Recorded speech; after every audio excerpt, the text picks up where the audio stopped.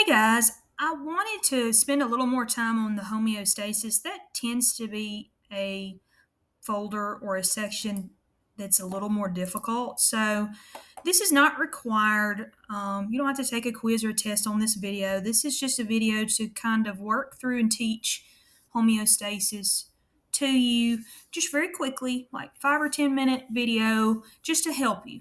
Okay, if you're having trouble with this section. So, one of the amazing things about the human body is that we have the ability to remain equilibrium's the fancy word for stable or normal, no matter what's going on around you. So, let's say I go to Alaska and my body temperature, which I think normal is still 98.6, they may have changed it a little bit, it fluctuates, but I should be able to go to Alaska or the desert as long as I'm not out there for an extended amount of time. Um, and my body temperature will stay normal, 98.6. My body can stay in equilibrium or homeostasis. It's kind of like a thermostat in your house. So you set your thermostat, which is the little buttons on the wall, to 72. So that means if that thermostat starts to read that the house is getting to 74 or 75, then it's going to kick the air on, it's going to blow air, and it's going to cool the house back down to 72. So our body goes through home or maintains equilibrium the same way that temperature in your house stays normal. Okay? So, simply put, temperature, your pH levels, your blood pressure, which is very, very important, your blood sugar levels. People, if you know anybody that is diabetic, that means that there may be too much sugar that gets in their bloodstream, and it can cause a lot of negative effects, or too little sugar in their bloodstream because they don't break down sugar well. Those are just examples. So we get too hot, what do? We sweat. As those beads of perspiration evaporate from our hands or our arms, it cools our body down like a cooling towel. That is homeostasis. You go to a football game, football's coming up, it's going to be real cold outside, and you get real cold, what does your body start to do? Starts to shiver. We get chill bumps. Every time you get a chill bump, there's a muscle called the erector pili muscle that pulls on your hairs and it causes that hair to grow. Your body is trying to warm you up, and those chill bumps are creating friction, which causes your body to warm up. All of those are examples of homeostasis. That's all it is. It's just your body staying stable no matter what's going on around you, and our bodies are amazing that we can do that. We don't have to go lay out on a rock like a lizard to warm our body up. Okay? Now, obviously, if you went out in the cold and stayed out there forever, or you got wet in the cold, you got hypothermia. That's a different. Okay, that's an abnormal. That's something we call feedback mechanism. We'll talk about that positive and negative feedback later. But right now, just our body staying balanced. When a disease happens, it's usually due to a balance not being maintained. All right, so that's enough of that. Let's move on to learn. So as you're working through, you'll see some examples. 98.6, there we go. Normal blood pressure, 120. It used to be 120 over 80 when I was younger, 120 over 70. Average blood glucose is sugar level. They like for it to be 100. So if you you see people pricking their fingers, and it has a test strip. It's going to test. It may be if it gets in the 50s or 60s, that's really low. Okay, and everybody's different. I deal with blood sugar issues, so I use myself as an example. If it gets, if I haven't had anything really to eat to make my blood sugar high, and it's 250, that's not normal. 100's good. 100's good. All right, so that's a good example. So there's some knowledge checks. I'll let you go through those. So let's talk about those feedback mechanisms.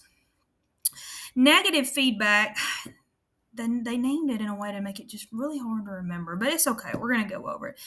Negative is actually good and positive is actually bad. So that's what I teach my students. I said, first off, before we go any further, put negative, good, positive, bad. Because a negative feedback mechanism or loop means that something got a little bit out of control in your body. You got a little too cold, you got a little too hot, maybe you had a fever, you got corona, COVID, flu, some kind of strep throat, streptococcus bacteria, and you got a little fever, but you were treated, your body went back to normal. That's a negative feedback loop. Everything's good. Yes, we got a little bit out of whack, but we're back to normal. Okay. Positive is if you were to never get back to normal. So that would ultimately lead to death. So a positive feedback system or mechanism would be that somebody had hypothermia, their body never returned to normal. So that's kind of how I teach my class. Okay. The basic things about a negative feedback system: a sensor, receptor, or sensor. It provides information about internal conditions. Internal, that means stuff going on inside of your body. Uh, Blood sugar and stuff like that, blood pressure. The control center tells, or the set point, what it should be. Should it be 100 milligrams? That would be an example. For blood sugar, it needs to be in the 100 area. It doesn't need to be in the 50s or in the 200. That would be an example, what the value should be, what normal is. The effector causes a response that alter the conditions in the internal environment. So it's going to change something. It's going to change what's going on. It's going to help adjust. Okay. So an example of negative feedback, we use homeostasis of temperature control, also called thermal regulation, to look at that. So there's an example here on this page. The brain sends up, if the body's exposed to cold, I need to go through that. It shouldn't have skipped that. And the internal temperature drops below the set point, which is normal, which will be 98.6. The brain's going to send a message to the muscles. Muscles are going to shiver, produce that heat we talked about. A message is also sent to the peripheral blood vessels to constrict. That means get smaller. This shunts blood to the core of your body, the main area of your body, away from the limbs and into your vital organs to raise your blood temperature. So that's a good example of how your body system does that.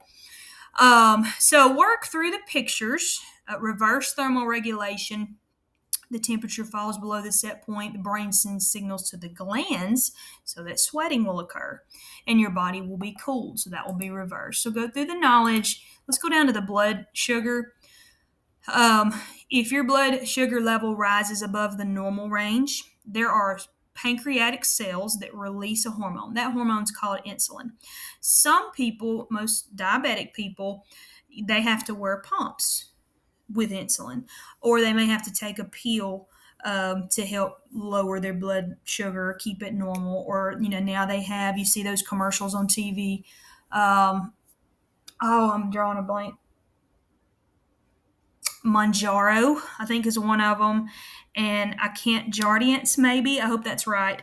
I think I have a family member that takes Jardiance. There may be a pen that they take to help to keep their blood sugar to normal. But anyway, I'm getting off the point. Insulin signals cells to take the extra sugar from the blood until the level of blood sugar decreases to a normal range. So insulin lowers blood sugar when it goes up too high.